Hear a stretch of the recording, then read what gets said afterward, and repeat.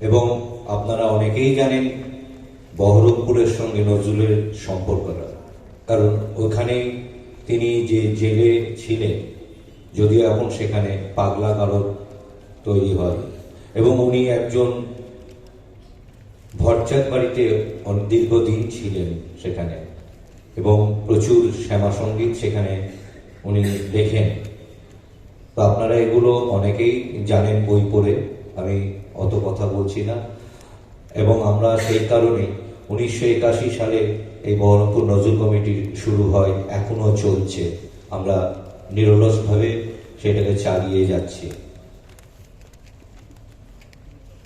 নমস্কার, এই বলে আমার বক্তব্য শেষ করছি। ধন্যবাদ জানাই সম্পাদককে, বহরমপুর নজরুল কমিটির। এবারে মঞ্চে দু একটি কথা বলবেন মিজানুর রহমান, মাননীয় মিজানুর রহমান, গবেষক, রাজশাহী বিশ্ববিদ্যালয়, বাংলাদেশ।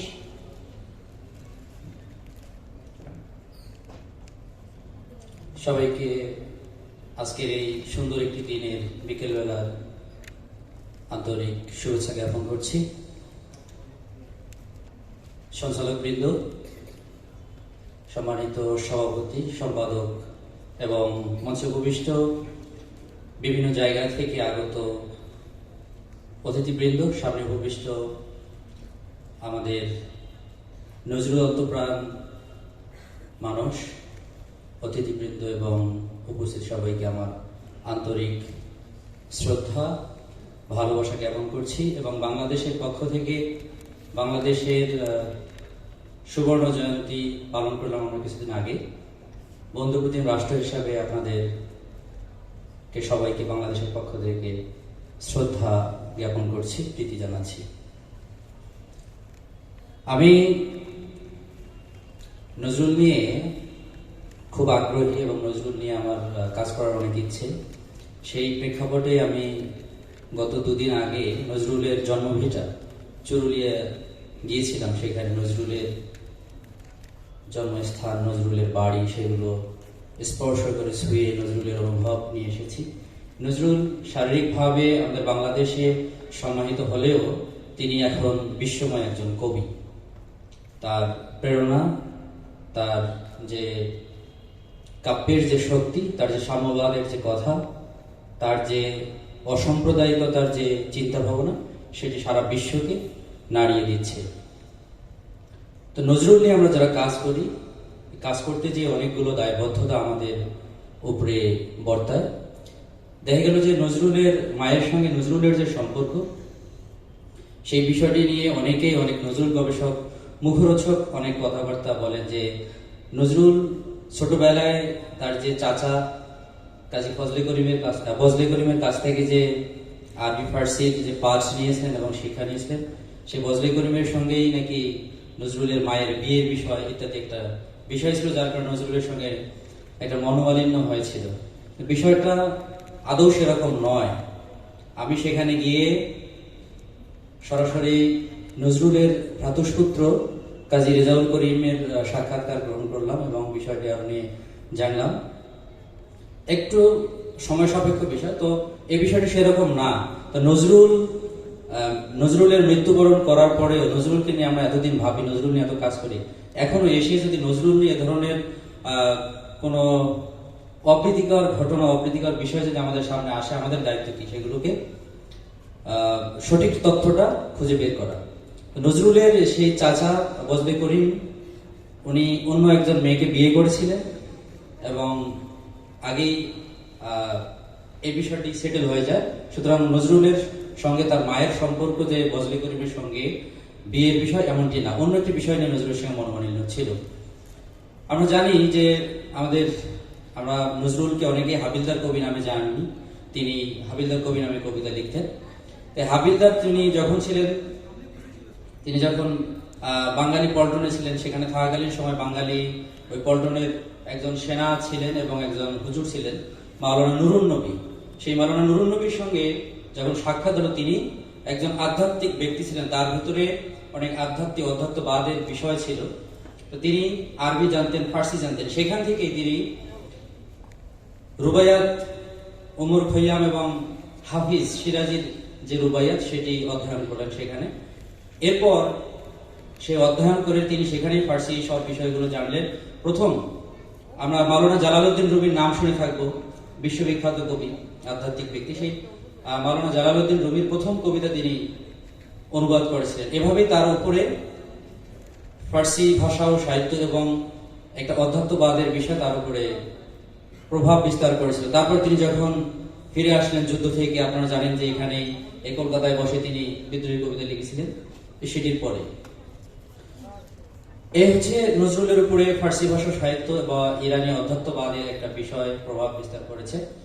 আমরা সর্বশেষ যদি আমি একটি বিষয় বলতে চাই, সেটি হচ্ছে যে রবীন্দ্রনাথ ঠাকুর যখন তিনি কাব্য চর্চা করছিলেন, তিনি তখন ছিলেন আমাদের সবার কাছে একটি সূর্যের মতো। সেই তিনি কবিতা, গান, উপন্যাস, নাটক, গল্প সব দিক থেকে তিনি একটা জায়গায় উপস্থাপন করতেছেন। সেখানে নজরুল এসে নিজের একটি জায়গা তৈরি করে নিলেন। কিভাবে? তিনি একটি ভাষা আবিষ্কার করলেন, নিজস্ব একটি ভাষা, নিজস্ব একটি রচনা ভঙ্গি, নিজস্ব একটি ছন্দ আবিষ্কার করলেন। তিনি নিজের জায়গাটি পোক্ত করে নিলেন। এই জায়গাটির ক্ষেত্রে যে বিষয়গুলি পোক্ত এবং নতুন একটি শহর হিসাবে এসেছিল সেটি হচ্ছে হিন্দু মুসলিম যে সম্প্রীতির বিষয়গুলো, তারপরে অনেকগুলো মুসলিম সংস্কৃতির অনেক শব্দ, মুসলিম সংস্কৃতির অনেক বিষয়গুলো তিনি নিয়ে এসেছিলেন। এভাবে হিন্দু মুসলিম সবাইকে এক জায়গায় কাতারে নিয়ে এসে তিনি চেষ্টা করেছিলেন যে সবাইকে, এই ভারতীয় উপমহাদেশ হিন্দু মুসলিম সম্প্রীতির একটি দেশ, সেখানে যেন কোনো প্রকার কোনো দাঙ্গা হাঙ্গামা ইত্যাদি না হয়, সেই জায়গাটিতে তিনি একটি দাঁড়ানোর চেষ্টা করেছিলেন। এখন এই বিষয়গুলো আমাদের কাছে একটি বার্নিং কোশ্চেন, একবারে খুবই গুরুত্বপূর্ণ বিষয় হয়ে গিয়েছে। ধর্মের নামে যে ধরনের হানাহানি, মারামারি ইত্যাদি, এই প্রেক্ষাপটে নজরুল আমাদের কাছে খুবই গুরুত্বপূর্ণ এবং অত্যন্ত প্রাসঙ্গিক হয়ে গিয়েছে। আসুন আমরা নজরুলের এই চেতনা, নজরুলের যে রচনায় আমাদের বিষয়গুলো, এই সাম্প্রদায়িক সম্প্রীতির যে বিষয়গুলো তুলে ধরেছেন, সেগুলো মেনে আমরা আমাদের এই উপমহাদেশকে সহ সারা পৃথিবীকে একটি বাসযোগ্য পৃথিবী গঠন করি, এই আশা আহ্বান ব্যক্ত করছি এবং আপনাদের সবার সর্বাঙ্গীন মঙ্গল কামনা করে বাংলাদেশের পক্ষ থেকে আবার প্রীতি ও শুভেচ্ছা এবং সশ্রদ্ধ সালাম জানিয়ে শেষ করছি। সবাইকে ধন্যবাদ। ধন্যবাদ জানাই বক্তাকে। মিজানুর ভাইয়ের কথার পরে আমি 1 মিনিট একটা কথা বলতে চাই। সেটা হলো যে একটা সমস্যা সমাধান হলো যে নজরুলের মা যে পরে আবার বিয়ে করেছিলেন, সেটা কিছু গবেষক তাদের বইপত্রে লিখেছেন এবং ঘটনাটা যে ঠিক নয় সেটা উনি ঠিকই বলেছেন।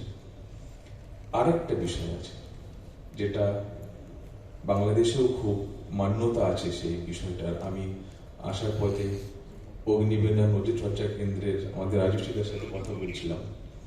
সেটা হলো যে নজরুল এবং নার্গিস তাদের বিয়ে হয়েছিল কিনা। বাংলাদেশের মানুষের সাথে আমি যতটুকু কথাবার্তা বলে দেখেছি, তারা জানেন যে বিয়ে হয়ে গেছিল, কিন্তু সেটাও হয়নি, সেই বিয়েটাও হয়নি। তার কারণ হচ্ছে যে বিয়েটার যে কাবিননামা, তার মধ্যে নজরুলের যে ঘর জামাই থাকার যে ইস্যুটা ছিল, সেটা নজরুলের মনোপুত না হওয়ার জন্য, সেই কাবিননামা শৈশাবত না হওয়ার আগেই তিনি ওখান থেকে যে ঝঞ্ঝাট শুরু হয়েছিল, তারপরে নজরুলের পক্ষে সেই বিষয়টা মেনে নেওয়া সম্ভব হয়নি। উনি ওই জায়গা ছেড়ে চলে গেছিলেন অন্য জায়গায়, বলে তার বিয়েটাও হয়নি। তো এই দুটো খুব বিভ্রান্তিকর ঘটনা বিভিন্ন বইপত্রে উদ্ধৃত রয়েছে এবং সেটা নিয়ে খুব আলোচনা হয়েছে। রেজাউল করিমের কথা বললেন, ওনার সাথে যেমন আমি ফিল করার সময় আলোচনা করেছিলাম, কিন্তু যারা আজকে নেই, আরো 2 ভাই, তাদের সাথেও আমি কথাবার্তা বলে এই ব্যাপারগুলো, এবং বাংলাদেশের জাতীয় অধ্যাপক সদ্য প্রয়াত রফিকুল ইসলাম সাহেব, ওনার সঙ্গে আমি দীর্ঘ আলোচনা করে জেনেছি যে এই দুটো বিষয় কিন্তু একেবারেই সঠিক নয়। ধন্যবাদ। গুণীজনদের বক্তব্যের মধ্যখানে আমরা এক অনন্য ভালোবাসা ও শ্রদ্ধার দিকে এগিয়ে যাব। সৈয়দ জাহাঙ্গীর হাবিব, স্বরূপনগর বার্তার সম্পাদক, তিনি তার লেখা বই দিয়ে উপহার দেবেন। তার লেখা বই ডক্টর শেখ কামাল উদ্দিন সাহেবকে, সম্পাদক বারাসাত, সভাপতি বারাসাত নজরুল চর্চা কেন্দ্র। আমি মঞ্চে আহ্বান জানাচ্ছি সৈয়দ জাহাঙ্গীর হাবিব মহাশয়কে এবং ডক্টর শেখ কামাল উদ্দিন সাহেবকে।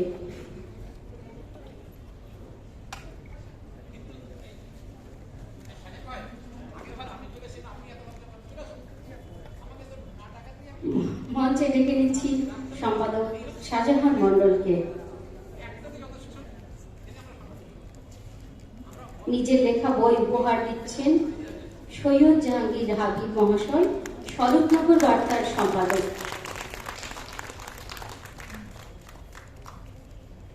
এবারে আমরা দু একটি কথা বলবার জন্য মঞ্চে ডেকে নিচ্ছি সোমা ভদ্র রায়কে, বিভাগীয় প্রধান, বাংলা বিভাগ, পশ্চিমবঙ্গ রাষ্ট্রীয় বিশ্ববিদ্যালয়।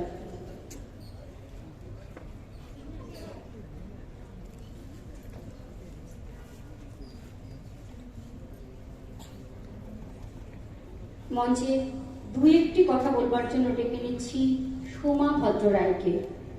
হ্যালো, হ্যাঁ, শুভ বিকেল। উপস্থিত সকলকে প্রীতি, শুভেচ্ছা, ভালোবাসা। মঞ্চে উপবিষ্ট আমার সহবক্তাদের উদ্দেশ্যে অভিনন্দন। আজকে যার জন্য আমরা মিলিত হয়েছি, নজরুল, তিনি আমাদের হৃদয়ে আছেন না চেতনায়, নাকি মননে, মেধায়, এখনো সেটা বলার সময় আসেনি। আমরা তাকে কতটা ধারণ করতে পেরেছি, এখনো দীর্ঘ পথ চলা বাকি আমাদের।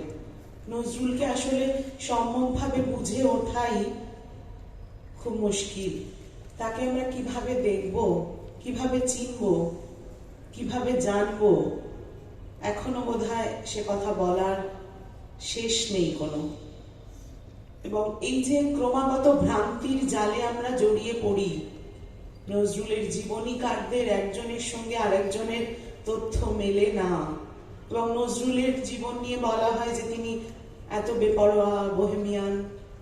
তার জীবনকেও গুছিয়ে গুছিয়ে পাতার পর পাতা সাজিয়ে রাখেনি। সেজন্য তার সম্পর্কে জানতে গেলে আমাদের কখনো জীবনীকার, কখনো তার বন্ধু বান্ধব, কখনো সামনে থাকা কেউ যখন পরে তার সম্পর্কে লিখেছেন, সেগুলোর উপরে ভরসা করতে হয়। নজরুলকে আমরা সাম্যবাদী কবি বলবো, প্রাবন্ধিক বলবো, গীতিকার বলবো, সুরকার বলবো, ঔপন্যাসিক বলবো, কি বলে ডাকবো আমরা তাকে? এবং আরো কি আজকের সময়ে দাঁড়িয়ে যখন চারিদিকে এমন বাতাবরণ, তখন নজরুলকে আমাদের ভারী দরকার মনে হয়। যে মানুষটি সমস্ত কিছুর ঊর্ধ্বে গিয়ে কিভাবে এমন কিছু সৃষ্টি করেন, যার বেড়ে ওঠার মধ্যেই কত যন্ত্রণা ছিল, তার বেড়ে ওঠাটাই কত এলোমেলো, তার জীবন নিয়ে প্রায় বাজি রেখে নানা রকম খেলা খেলতে অভ্যস্ত। জীবনের শেষ অঙ্কটা যার মেলেনি, অতটা সময় তিনি নীরব, তারপরেও তার সৃষ্টি সম্ভার এত যে আমরা তার তল পাই না। অনেকটা সেই অন্ধের হস্তি দর্শনের মতো হয়ে যায়। আর সব অন্ধের কথা মিলে মিলে যে নজরুলকে গড়ে ওঠে, সেই নজরুল আরো অচেনা হয়ে যান আমাদের কাছে। আমরা তার যেন নাগাল পাই না।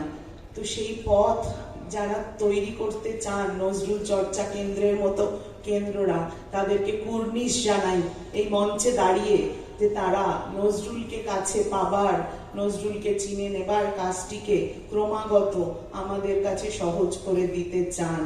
শুধু জন্মদিনে তাকে খুঁজে পাওয়া নয়, জন্মদিনে তাকে প্রণাম জানানো নয়, সারা সময় ধরে, সারা বছরের নানা কিছু অনুষঙ্গে নজরুলকে খুঁজে পাওয়ার যে প্রতিজ্ঞা বা অঙ্গীকার তারা ক্রমাগত করে চলেছেন, আমি তার সাক্ষী এবং আমি তার সঙ্গে যুক্ত হয়ে নিজেই খুব শ্লাঘা বোধ করি যে নজরুল চর্চা কেন্দ্রের একটা সামান্যতম হলেও আমি অংশ। সেই সেতু বন্ধনে কাঠবিড়ালির মতো হয়তো, তবুও আমি আছি। কাজে এই চলা অব্যাহত থাকুক। নজরুলকে জানতে চেয়ে, তাকে চিনতে চেয়ে, বুঝতে চেয়ে, তাকে আত্মস্থ করে নজরুলকে নিয়ে, তার ভাবনা নিয়ে আমরা এগিয়ে যাই। তাহলেই হয়তো আমাদের এই যে নজরুল চর্চা কেন্দ্রের যে কাজ, সেটা সার্থক হবে। সবাই সুস্থ থাকবেন, ভালো থাকবেন। আজকের দিনে আসার জন্য সবাইকে ধন্যবাদ। নমস্কার। ধন্যবাদ জানাই সোমা ভদ্র রায়।